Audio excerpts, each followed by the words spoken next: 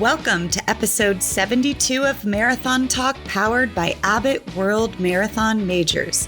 On this week's show, I caught up with US-based author Brendan O'Meara to talk about his excellent new book, Frontrunner, and hear more about the life of middle-distance track legend Steve Prefontaine.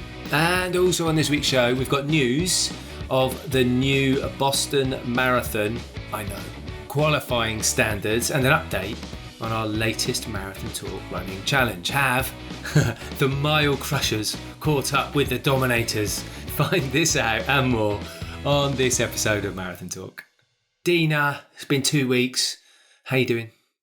I'm doing well. I'm actually quite tired because I spent Father's Day weekend camping out at Santa Cruz Island with my daughter and 10-year-old nephew, and I'm exhausted. Is that because you didn't get any sleep or because you were busy doing things? Yeah, just busy doing things. We hiked all day. Each day we were out there just logging miles on the hilly terrain, but like up on the cliffs and the coastline and exploring caves and playing in the water. It was action-packed. The weather was perfect. You know, in Southern California, we call it June gloom, where we're just kind of socked in this marine layer, and it was sunny and beautiful the whole time we were out there. So the stars were out as we were in our tent at night, and so we had a really good time. In the same tent?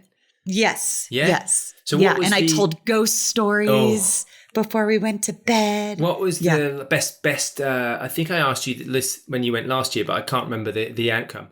What was the best bit of wildlife, the best wildlife that you saw? Oh, well, I mean, if we were on our way out there, we would say the dolphins following our boat out there. But when we were on the island, they have the island fox, which is endemic to the island itself. Only place in the world you'll find an island fox. It's like a smaller version. Is he small?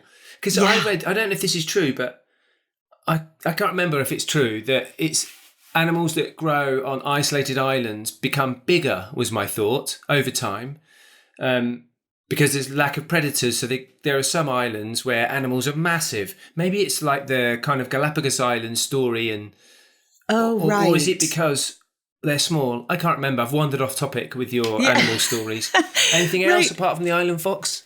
Yes, because the island fox we saw yesterday before departing the island was a whole family. We saw a mom, a dad, and 2 little pups that were the cutest thing. Yeah. So interesting that the birds are bigger.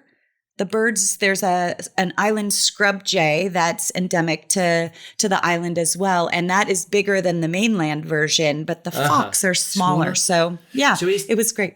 Is the fox what's the main predator on the island? Would be the bald eagle. The bald eagle, I mean, I've seen when I'm looking at the cameras on explore.org that they sometimes bring a little pup into the nest. Oh, they go down to get a little fox? Yeah. Do they? How exciting. I mean, you hope for the fish. I don't know why I'm okay with them bringing fish to the nest, but the island fox kind of bothers me when that ends up as food. So it's just, but that's nature's cycle, I guess, right? I mean, it was just an incredible weekend, but I am exhausted. Have you been running? How about you? Have you been running? Of course. Of course, it's super hilly there. I mean, really hilly. But yes, always getting in my runs, but couldn't log it. So if it doesn't happen on Strava, does it count? Sandbagging excuses already. Honestly, I've been running, just forgot to log them. Sure you did. Yeah. Take my word for it. Yeah, more about that later. If it's not logged, Deena, it never happened. All right. Yes, so that's what I hear. That's what I hear. But I still feel good about myself. What have you been up to the last 2 weeks? I feel like we need to catch up. I'll that out of you. Don't you worry. I've been increasing my running gradually. If you remember, I said I was growing in confidence a little bit in my running with a dodgy heel injury, and that's continued.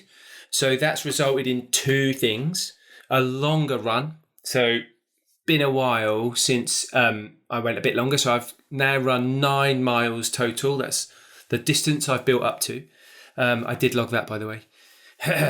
And then I also did a little bit of a faster session. So, when you're returning from injury, it's problematic to increase both intensity and volume at the same time. So I will always go volume first. And once I get up to 3 runs of 1 hour consecutively, right, without pain, I know that's a good milestone for me to reach before I start bringing in any extra distance or any extra intensity. So I increased the distance to 9 miles. And then the following week, I dropped in a little bit of a harder workout. I only ran like a point to point near my house, which takes about 7 or 8 minutes, just to see, lay a little benchmark down and go, can I run a bit quicker? Is it going to hurt? And if I do run a bit quicker, what kind of time can I maintain for, it's just over a mile. So I did a bit of a mile at a decent sort of threshold intensity. And I thought, what am I going to finish with? So I finished with it in with running about 6:10. Oh, for that mile, but I couldn't have done many more. So my longer runs are, it's just ticking along, and I've done one sort of effort around about 6-minute miling where I've thought, okay, I've responded okay. So I'm still on the comeback. That's great, Martin. Yep. So when you increased your speed, you didn't feel any tension or soreness? I find that's the weak spot. You can plod for ages, can't you? But it's a bit boring. So, my Achilles heel, if you like, is my Achilles heel. So, right. When I start to increase the intensity, that's the first thing that goes. Yeah. So I got to monitor what's your that next carefully. step? What's the next step in that comeback? 6 times a mile, smash it out as hard as I can. Oh no, my of course gosh. It's not. I'll just try. I'll try and introduce an interval session. Yeah. Gently, I usually do an unstructured interval session first. So I don't worry about distance. I don't worry about effort. I don't worry about specific pace. I just think about effort. And it's kind of more like an unstructured fartlek. And then, I'll do a bit of that, and that will help me lead more into a structured interval session. So generally, I think we're doing all right. That's awesome, Martin. I feel like this is a great opening to the discussion that we're having today, because we are in a little bit of a competition right now with Gold Club members with our Global Run Club. And you were able to sync your mileage right before we hit record. So you really just inched up to try to get a little closer to Deena's Dominators. Good job with that. I have yet to sync mine because I am just lame with technology. Here she goes again. Okay, but when I do, you will see that I have been doing my homework. Have you ever heard, we were going to talk about this later in the show, but have you ever heard of the phrase, bad workman blames his tools? You heard that? Oh, it was the hammer that didn't work. Oh my gosh. Come on, let's talk Boston. Oh. Right, Boston changes. Qualifying for the 2026 Boston Marathon presented by Bank of America is open, but an announcement during the week concerning the qualifying for the 2027 edition has reopened a debate in running circles. Now, you probably already know this as a Abbott World Marathon Majors runner, but Boston has qualifying times.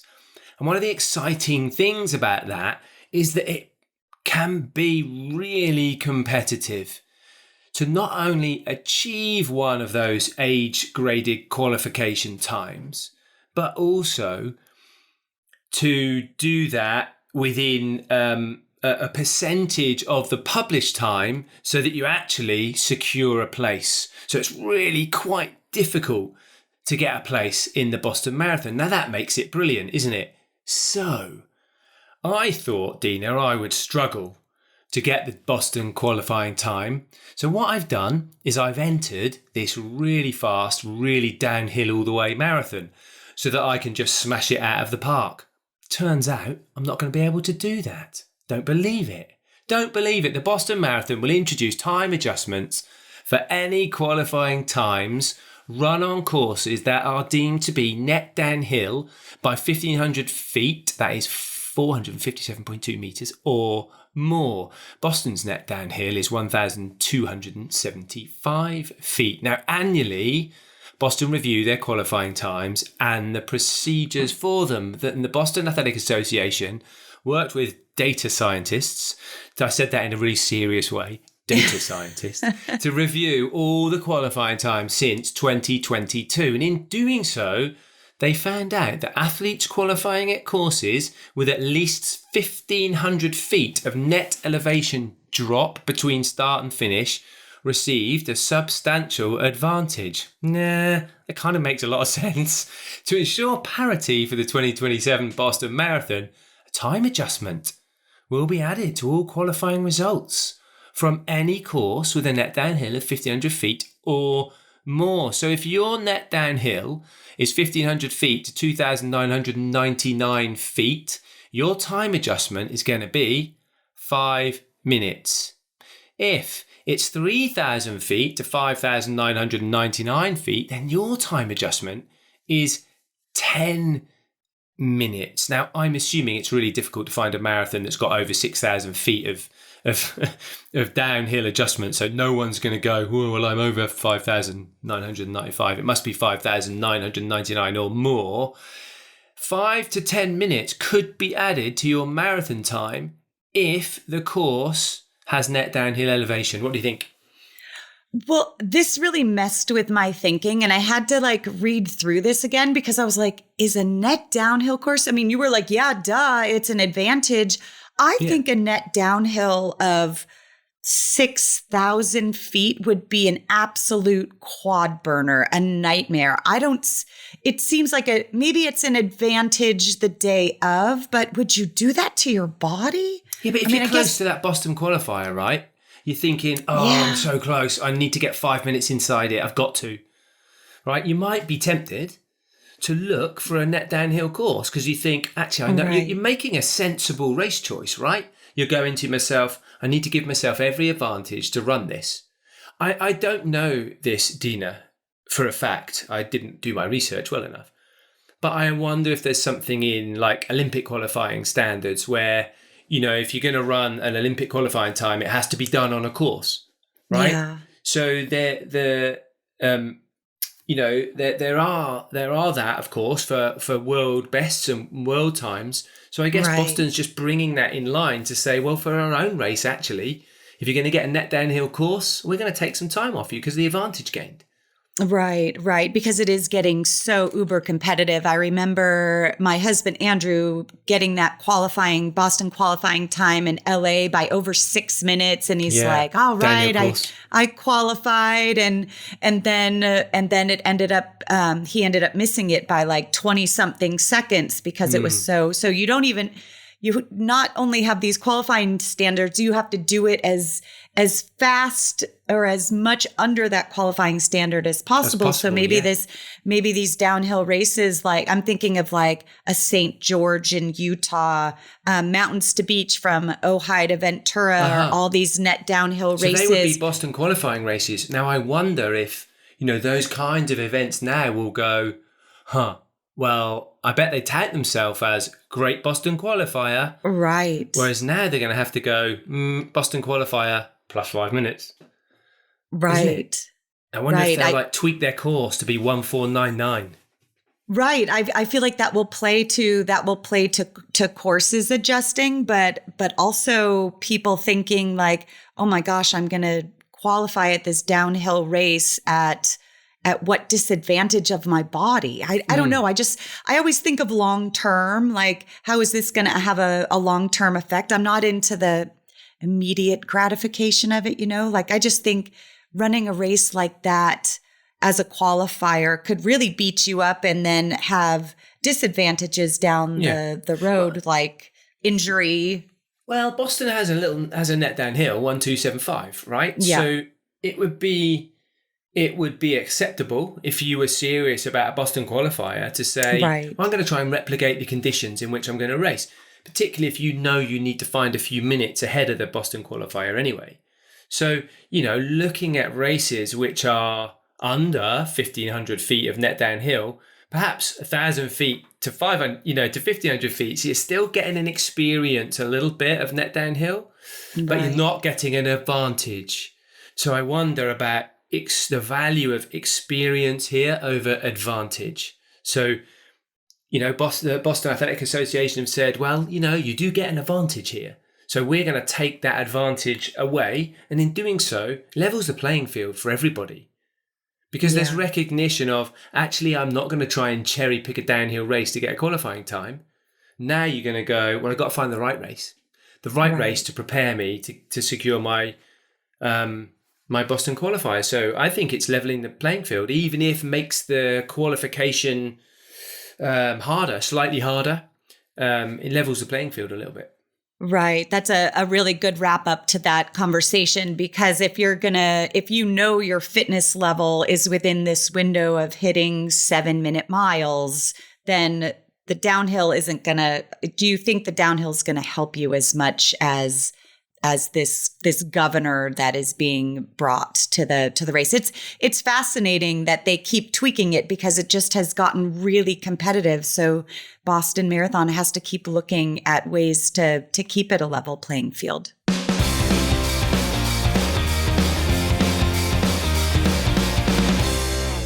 So as we talk about how competitive it is to get into the Boston Marathon and them continuing to make these adjustments, Martin, I know you have a competitive household. Yeah, that's what we're talking about. Has Liz ever thought of and brought to the dinner table any challenges that you thought were impossible? No, Never. No point, is there? No point. She may as well not bother. I would say not Liz and I. We sort of have, we sort of do have a competitive house, but we also have a really compassionate house. So we're not very competitive between each other unless we're doing things like oversized badminton in the garden, with massive rackets and a funny net, or, trying to throw hoopla things over little sticks in the ground, like silly games we get really competitive at. But when it comes to like seriousness, we're not so competitive. So, we haven't, Liz hasn't said to me, I bet you could never, run around the world in high heels, or anything that I think, well, that would be utterly ridiculous. But we did see in the news recently, I say in the news, it went viral on TikTok. A California man went viral on TikTok after his wife signed him up for the San Diego Rock and Roll Marathon with just 24 hours notice. I'm surprised you can do that. A lot of races have clear cutoffs for entry periods, don't they? Or they fill early. So San Diego obviously has a policy that you can sign up right until the last minute. Not sure I agree in that, but more about that in a moment. He completed the marathon in 5 hours, 58 minutes. Unbelievably. This video had nearly 10 million views. There's a little bit of a trend on social media at the moment to try and set, crazy endurance challenges, crazy, in inverted commas, this for me, health challenges. They're not actually health challenges, big personal challenges that are the more extreme, the more crazy. In our interview with Jamie a couple of weeks ago, we spoke about the nature of the way in which people sort of quantify extreme challenges, and it gets crazier and crazier. And so, there's a lot of interest in challenges like this. And, I wondered, is it healthy or impressive? Is it damaging? What are the implications for people who train for months and months? Is it all a bit like, bleh? Yeah, what do you think? What do you think, Deena? Right.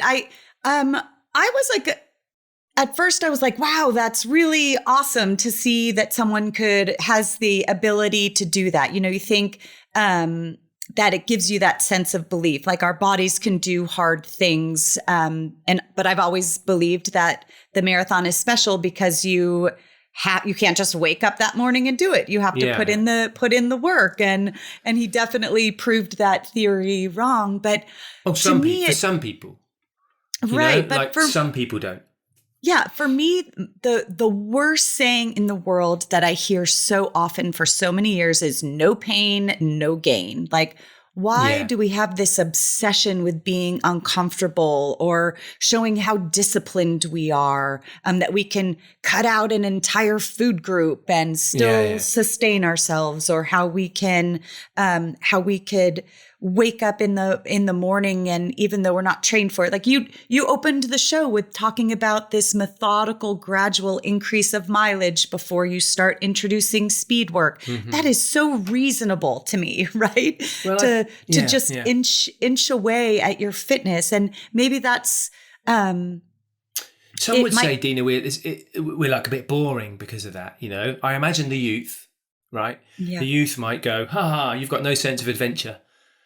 But actually, you know, your body can achieve so much more than you think it's capable of. And all these wafty poster like motivational quotes that you see pinging around on social media, which don't actually demand the essence, the real essence of dedication.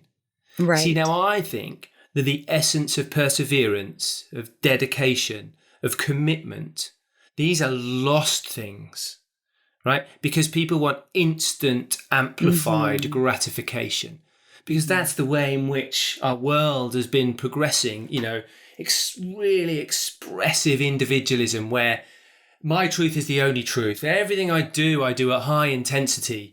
You know, everything I do is something about my own bravado and my own kind of egocentric need to live in the world. And I really struggle with this as a concept. I struggle with it because there's a serious implication of a lack of prep, you know, for a marathon, for and the message that sends.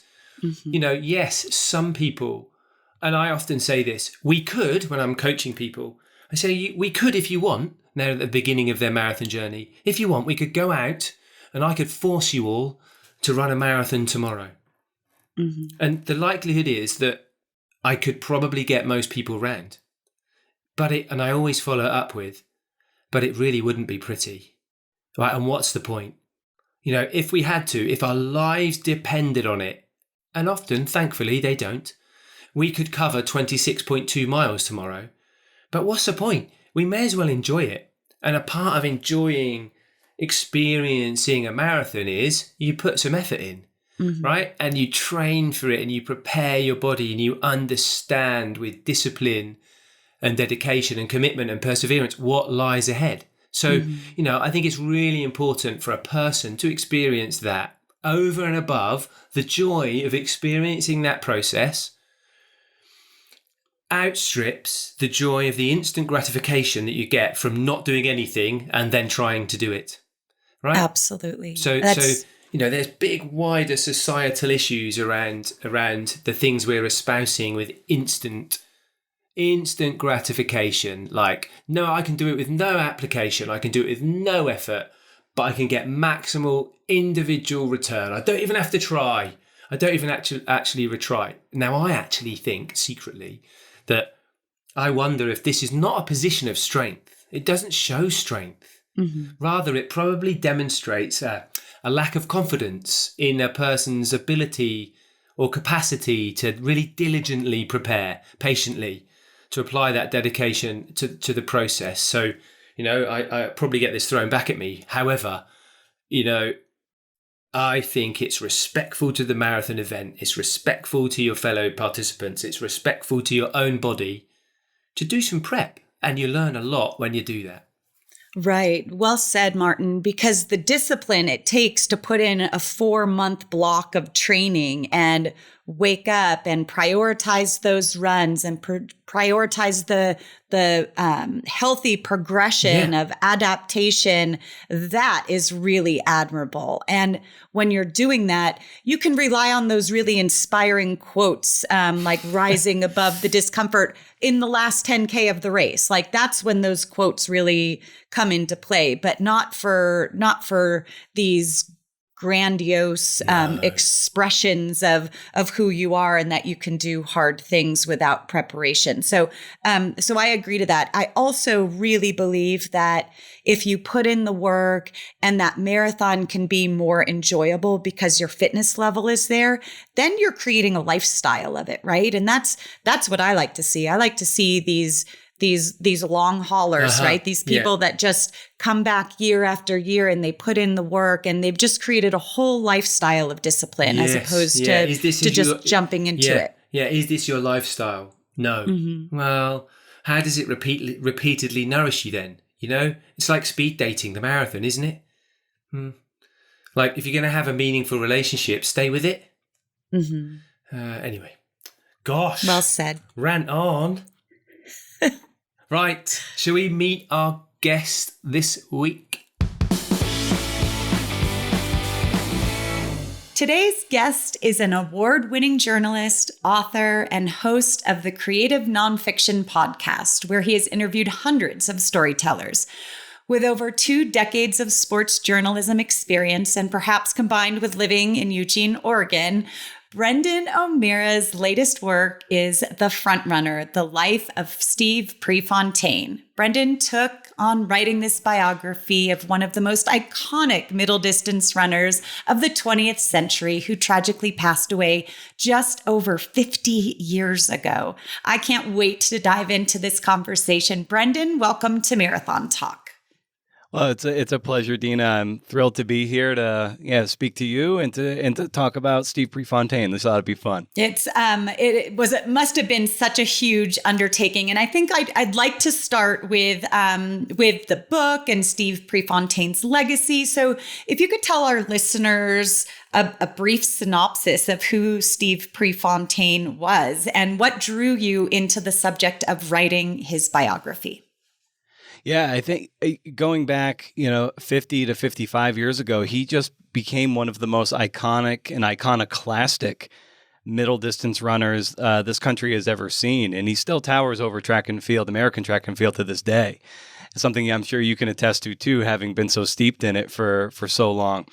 But yeah, he came along at a time when track and field was ready for a change, and he had the look. He went to Oregon, University of Oregon. He trained under Bill Bowerman at the University of Oregon and Bill Dellinger. And he was Nike's firstborn athlete. So as a result, he got a certain degree of celebrity early on in his running career when amateurism was still very much the rule of the land at the time. And so as a result of just the way he ran, the records he held in America, the look and the way he ran, he really arrested the attention of his fans and the sporting culture writ large. And as a result of him dying young in 1975 and having a couple books and movies made about him, he's just this, we associate him with middle distance running in this country 50 years after his passing. And he still commands a lion's share of the stage, and deservedly so. Right. And I think one of the quotes that stood out to me as a young runner myself was his quote, "Most people run a race to see who's the fastest. I run a race to see who has the most guts." And I would think of that probably 90% of the time when I was lining up for a cross country race. Like, you don't want to just win, you want to win big. And that was kind of like his persona, so to speak. His competitors had to deal with that every time. We've seen his story unfold on Disney, on the big screen. How does The Front Runner differ from what we've seen of Steve Prefontaine in the past? Because it seems like there's a refrain of him. He's this iconic symbol of track and field, of cross-country grit. But what stands out in your book that makes the story a little fuller? Yeah, I think what we can really point to 50 years after his passing is that the world has changed a lot since his passing. And given where especially college athletes are now with NIL, being paid, and certainly as the professionalization of track and field, not to mention some other sports, but especially track, all of that is changing. And the 50-year anniversary gives us a chance to really reappraise him in light of, in that new modern rubric.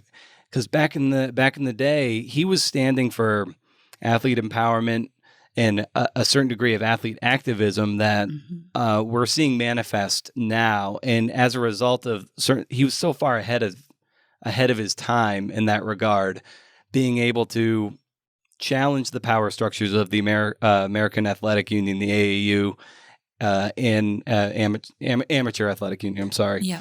And really just championing, his fellow athletes and coaching women, all these things that maybe we take for granted today. Well, even he was built for Instagram. He just had a look about him in the way he talked about his training, the way he connected with his fans on the track, but also writing these dispatches in newspapers, letters to the editor, these columns, these dispatches from Europe that he wrote back to his hometown paper in Coos Bay. Keeping his fans, his people abreast of what he was up to, things that we take for granted today with Instagram and all other social media and personal broadcasting platforms. So now at this remove and being able to speak to so many people and, source thousands of articles, you can really triangulate a fuller picture of him and cast him in this modern light, which is, I think what the front runner does particularly well is being able to recontextualize him in our modern day, really. Wow. I wasn't even thinking like with NIL deals and being viral on Instagram. He probably would have been an athlete with the greatest number of followers. I guess I would let's prophesize. What do you think his role might have been if he was living on? What do you think would he have been like high up in Nike? Would he have been a lawyer and at the forefront of professionalizing the sport and an athlete manager, just continuing to be a humble coach? What do you think? What do you think his role would have been if he lived on? Yeah, it's really an interesting thought experiment, and I think he would be a great ambassador for track and field. He was someone who built his celebrity in a very grassroots way, connecting with, he loved children, connecting with children, inspiring children and his fans that packed into Hayward Field, packed into Pirate Stadium at Marshfield High School when he was just a junior or senior in high school. Like thousands of people would turn out for a high school meet to see what he might do. He had a preternatural ability as a showman. And I think he would bring that degree of showmanship throughout his whole career. It would have been really fun to see him on the road racing circuit, to see him try the marathon, because he had, to bring up that guts quote, I would love to see him be the front runner of a marathon and just try to outlast people the way he did, up to 6 miles and 10,000 meters. Like, could he do it for the 26.2? That would have been really fun. But speaking with Pat Tyson, among other people, but he was one of his best friends and his roommate in the Glenwood trailer just over the river in near Springfield. He thinks, just given how, say, corporatized track and field has become and how certain people are just the fan is very priced out. Streaming services are such a way where you can't lock into a particular meet or a series of meets.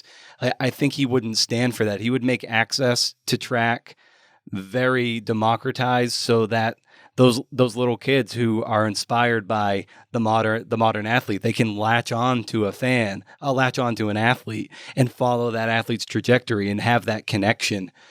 So I think he would find it an abomination that there would be empty seats at Hayward Field for track meets. Like the pre-classic will fill up, trials will fill up, but I think he would mourn the loss of the dual meet and everything, because he built his name on those in those dual meets and the jockeying for position. All these these coaches be like, I got to pull you out of this race and enter you here. We need the points here and all this.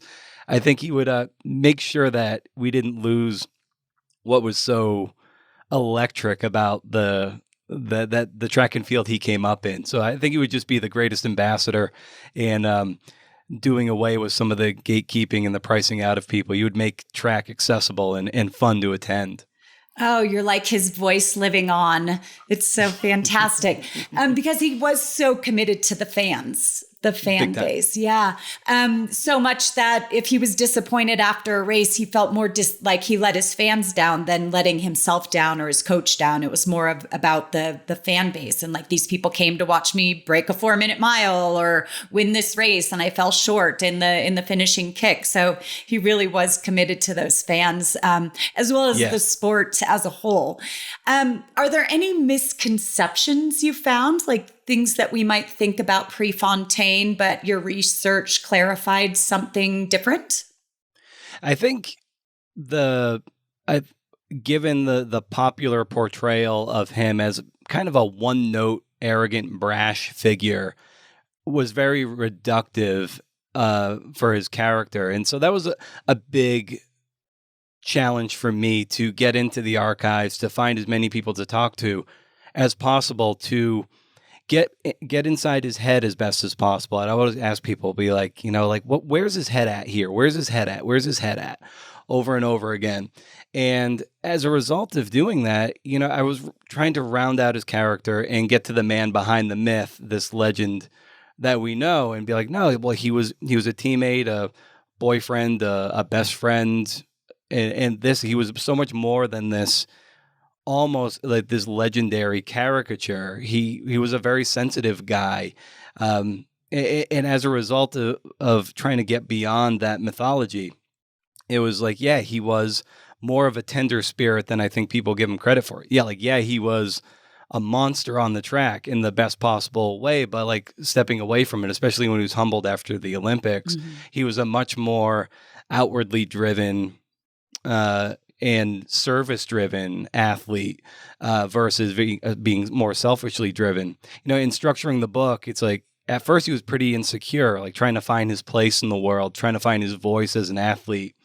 And then, that he graduates to really asserting himself in the track and field world and asserting his place, selfishly so sometimes. And then, the third part of the book is where he is giving back more, and he's leveraging his personality and his celebrity to elevate others. So I think through that arc, we come to a more three-dimensional understanding of who he was, and not just good copy, and not just someone who was very brash on the track. He was really so much more than that. Right, because on the surface, you just see this scrappy young kid just racing as hard as he can, right, from the gun, and not making it easy on anyone. I think he said, like, I may not, if I don't win, at least I'm going to make the person who does bleed for it, or something. I'm butchering that quote, but he was that scrappy, tough kid, and you got to really uncover a more sentimental driven, purpose driven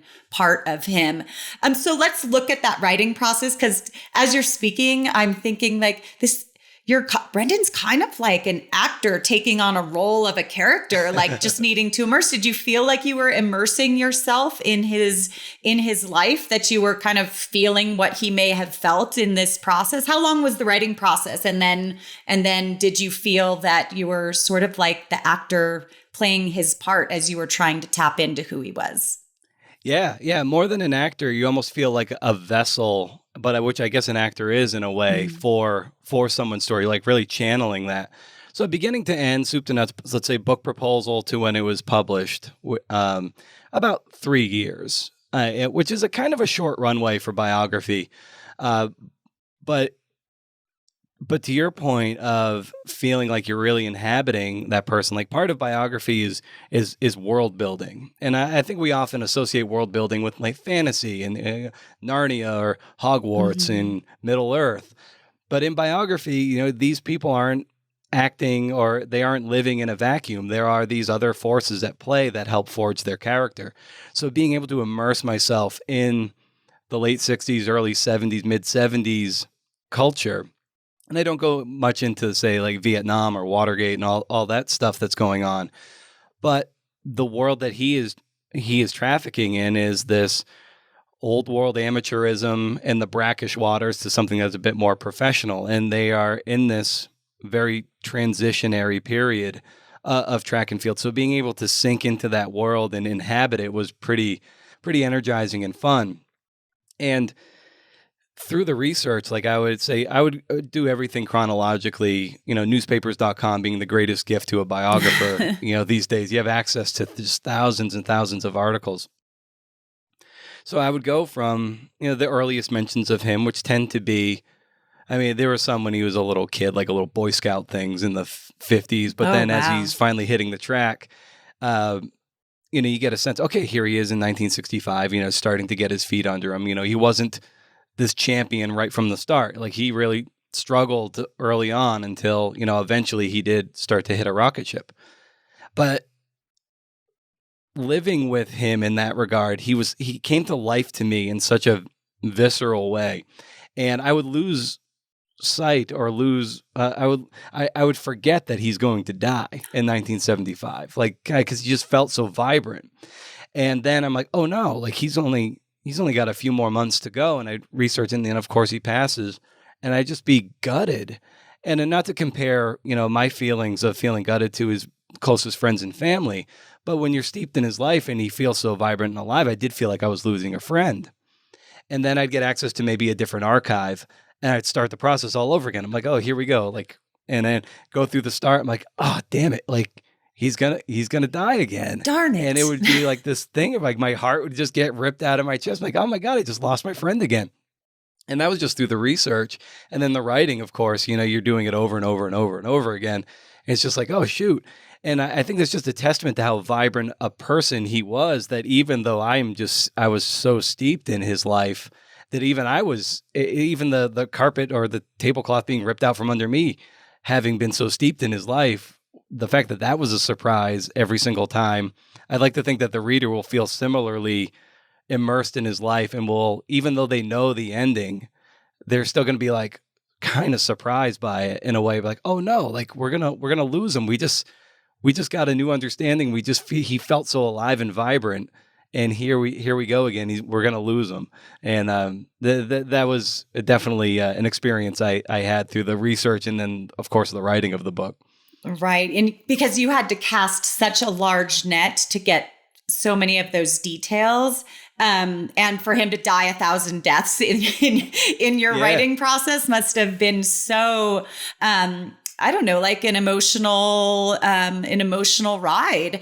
But were there any conversations with the hundreds of people that you had the privilege of talking to, any of those conversations where you're just sitting, listening and thinking like, wow, like this is just a gem, or surprised? Like what was that like to hear new material? And can you share something with our listeners? Oh yeah, it's almost too many to count. But yeah, I'll try to distill it as tightly as possible. Like probably from a little of each phase. There was this one guy, as you're say going through the newspaper or archives, and you'll run across someone and say in 1966 who beat Steve, and you look at the results in the newspaper, you're like top 3 or whatever. You're like, okay, let me see if I can track down these people and see if they're still alive, and if they're alive, if they're willing to talk. And then, I found this one guy who went to Roseburg High School, which is a little bit, an hour or two south of Eugene. And his name's Greg Barnett, and he had beaten Steve in a race, like maybe it might have been a mile or something. It doesn't really matter. And I track him down. He's never spoken on the record before, but he was just like tickled to death because there's so many people. They all have their little slice of Steve Prefontaine. And there was this one race where, he beat him. And then the next summer, the next season, he comes around and, Steve beats the pants off him. And it's one race, and Greg goes up to him. He's like, wow. He's like, you really kind of leveled up. What did you do? He's like, oh, I just ran, I ran a lot every day. I would run, upwards of, 10 miles a day or whatever it was. But to be honest with you, I had to walk some of it every now and again. And he was just like, Greg reflected on that. He was just like, yeah, here we go. So we think of him as this never diminishing energy of ball of energy, or this engine that can just keep going and going. But he's just like the fact that he shared a certain measure of vulnerability, that like I was working hard and I was running hard, but there were times where it was a bit too hard and I had to walk. That was something that he was pretty he just felt pretty privileged to share that information. I was like, oh, that he confided in him in that regard. Dave Waddle, the 800-meter champion from the 72 games, he runs against Steve in the 73 super mile as part of this restoration meet for Hayward Field. And, Steve invites him, sacrifices himself. He's like, I'll take you through 3/4 of a mile in 2:56. Let's go for the world record. He wanted to put it on a platter for Waddle. And Waddle ends up running the fastest mile at Hayward Field of all time, but he's just shy of Jim Ryan's record at the time. And talking to Waddle, he was just like, he expresses a deep amount of regret for not fully selling out when Steve put the record on a platter for him. Like, all he had to do was take it. And he had always been so conditioned to win the race that he never thought about beating the clock. And it was his best mile by far. And he truly regretted that Steve put it out there for him, and it didn't go out and take it. And there's this moment too where he's doing his victory lap, and Steve comes up to him, holds his hand. They both hold up their hands together, and Waddle's like, he's like, "What are you doing? Like, get out of here. This is my victory lap." And then he reflected. He's like, "What?" He's like, "How stingy of me to think like that." He's like, he was right. Steve was endorsing me to the crowd, and he was also saying, "You got that time because of me." And then the way Waddle reflected on it is just like, a runner doesn't do this in a vacuum. It takes family. There's great sacrifice. There's teammates. There's rivals and coaches that help level a runner up. And it's not just done solo. It's the same with writing. It's like, it's not a solo act, even though it's portrayed that way. And that's something you can attest to for sure. And the fact that he had that degree of awareness and meditation on that, it was, every time I read that passage and I think about it, I kind of get a little misty-eyed, because he's really giving so much credit to Steve for sacrificing himself to get the best out of him. And, I felt like that was a pretty telling anecdote, post-Olympics, that, Steve was, that Waddle had that experience with Steve willing to do that for him. The fact that Steve was willing to lose for Hayward Field and to get someone else a world record that was right there for the taking. Yeah, it's telling for both of them, right? For Waddle to tell such a vulnerable story of like regretting his actions in a high moment that celebrated what he was accomplishing, to show that vulnerability in that great moment. But then also it really shows who Steve Prefontaine was. Beautiful. Yeah. The before the Olympics, I don't think he has the maturity to do that. He sold out his teammates sometimes, like in his freshman year when he was kind of undefeated basically in every dual meet. He loses to Roscoe Devine in this Twilight Mile, where like 5 of them run sub 4-minute miles. I don't think Steve has the maturity to let somebody else win in that regard. Like, he knew, not being a true miler, he was a great miler, but not a true miler. But he knew, he was like, all right, I'm gonna sell out for you, for Hayward. Just now, close the deal. And he's just like, almost there. It's like 3:53.3, I think, is what Waddle ended up running that day. Oh my gosh. Did writing this book change your own perspective on running, competition, and performance? Like, can you watch a race and just be entertained to see who wins or who gets the podium? Or are you like looking for these other details and interactions before they get on the starting line and after they cross the finish line? Can you ever watch a race the same? I watch it with a greater sense of individuality. Like, who are they as a performer? What's their voice as an athlete? And I think of Jakob Ingebrigtsen in the 1500 meters in the Olympics, just taking it to the field. I'm like, ooh, this is quintessentially Prefontaine, what's happening here. And he dared them to come and get him. And, Cole Hawker comes up and wins the gold medal. And it's just, to me, like, that was such a great loss. And so I watch races with that degree of the gamesmanship that's going on and the showmanship that's going on, even in a 4-lap race of that nature, by roughly. So, having been steeped in the way Steve ran a race, how he had a higher standard than victory, He was always thinking of how he won, not just winning, but how he did it. And yeah, sure, Jakob came up short that day, and I don't think anyone out there would say that. With all due respect to Cole Hawker, is just like, well, is he a better runner than Jakob? Well, on that day he was, but not in totality. And so I think Prefontaine gave voice to that too. Like when he lost the Olympics and he finished fourth, he's like, "Am I fourth best in the world?" Well, I don't think so, but today I was. And so that was the nature of it. It's just like, yeah, like sometimes it's not your day. And and watching a race like that, I'm much more clued into, the gamesmanship, the mechanics of it, the mentality of, just thinking and not having spoken to Jakob, but just thinking of, all right, like he's just going to try to string them out and just go hard and be like, oh, and take everyone else behind him out of their element, make them uncomfortable. And that's what Prefontaine did. That's what being a front runner can do, is it can take everyone behind you out of their element, their comfort zone. And it's no surprise that sometimes people in the wake of a great front runner, they run their best times, even if it's losing efforts. Right. What a great example, using that Olympic 1500 meter as a reflection of Steve Prefontaine's spirit. I'm sure the writing process for someone who is deceased for 50 years could be very nagging, as there's like gaps that you're trying to fill in his life. If you could run with Steve Prefontaine today, what would you ask him? Yeah, it's a wonderful question to think about. And I'm always, as a sports writer and as someone who has deficiencies in focus, I'm very driven. I'm very attracted to people who are singularly driven, who have like almost a monastic desire to will themselves to an outcome. And what drives an athlete to just kind of throw everything to the side and be like, this is what I'm focusing on, to the expense of everything else. And so if he allowed me to trot beside him for a little bit, I'd just be like, just truly, how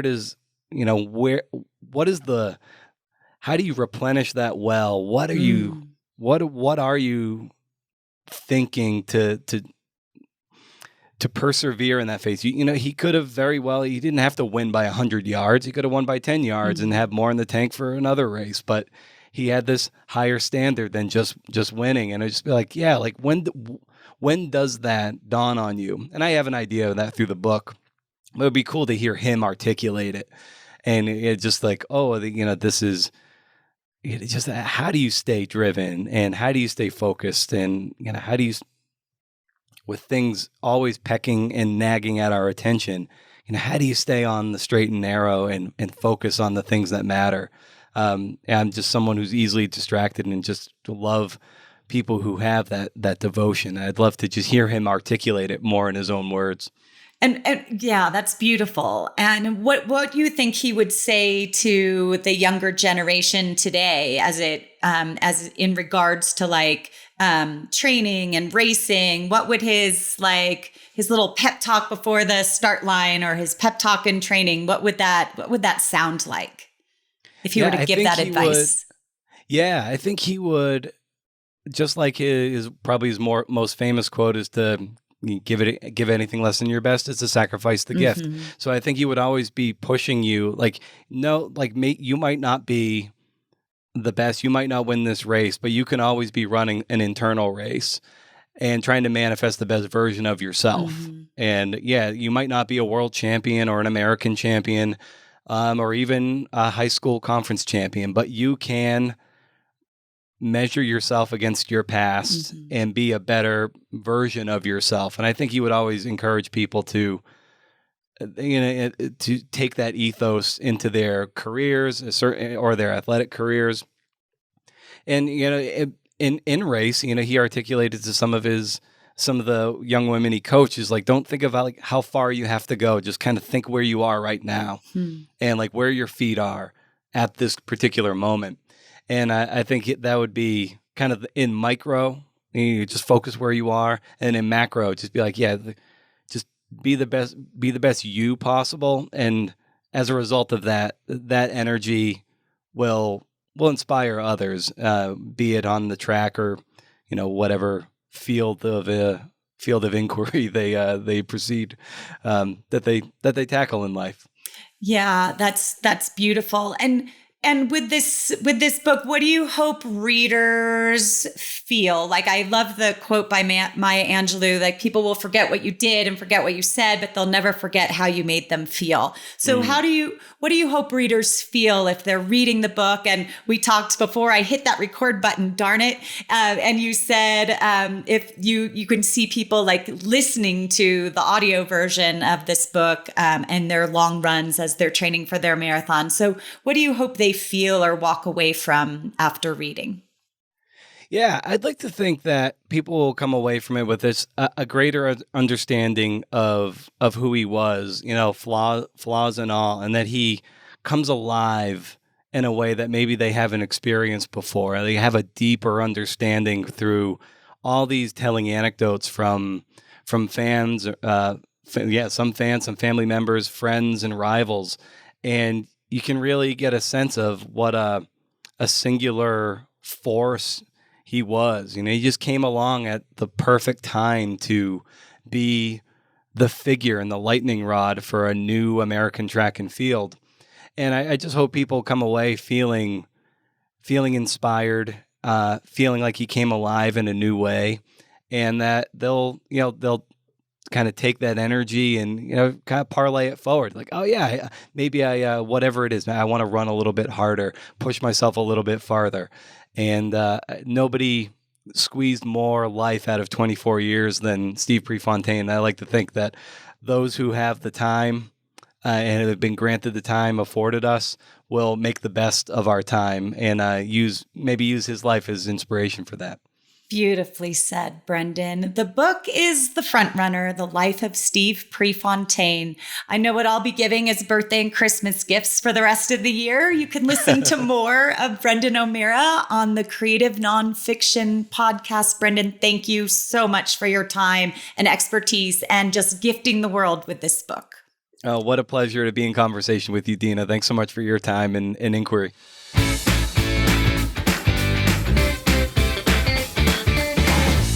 Right, before we go, a big thank you to everyone who has signed up for our Global Run Club Challenge. We mentioned it at the start of the show. Now, I've got some disappointing news. At the time of recording, Deena's Destroyers had amassed 52,485 miles, which is amazing. The disappointing news is that not a single one has been amassed by their team captain, Deena Castor, who has amassed 0 of those miles. So when we're talking leadership here, this is about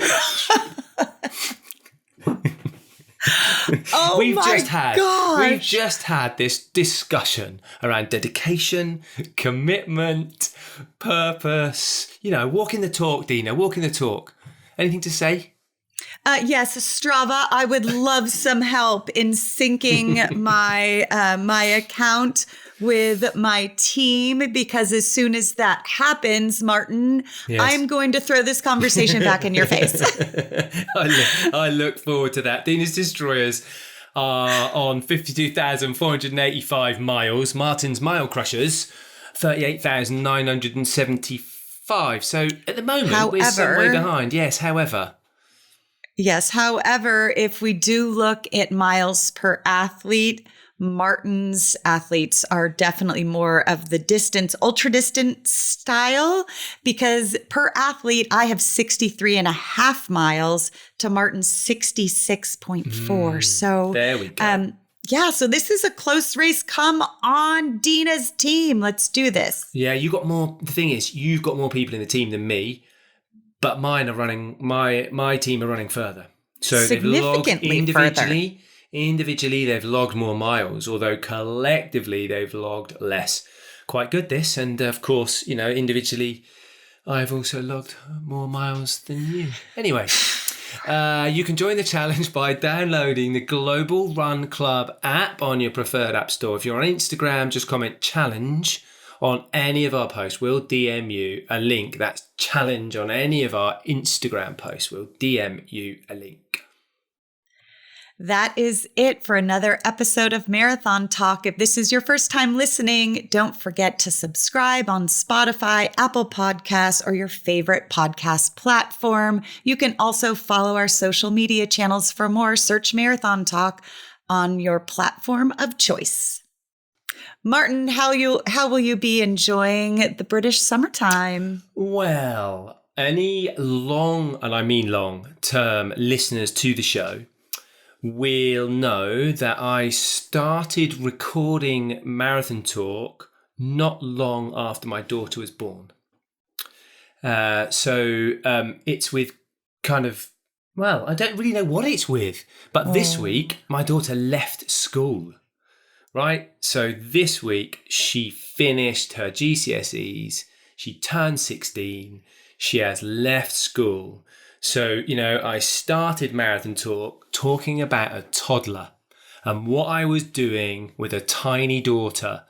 So if I was to go back to episode 1, there's probably stories of me and my, miniature little tiny tot of a daughter. Now, as I'm recording years later, she's left school and she's moving into young woman and young adulthood. So yeah, I'm sure I'm in for some more adventures. So yeah, I will be enjoying some summertime. Still improving my running, Deena, hopefully logging a few more miles and picking up with a bit more specificity. What about you? Oh, that's beautiful. What a great bookend to honor Marathon Talk's long run.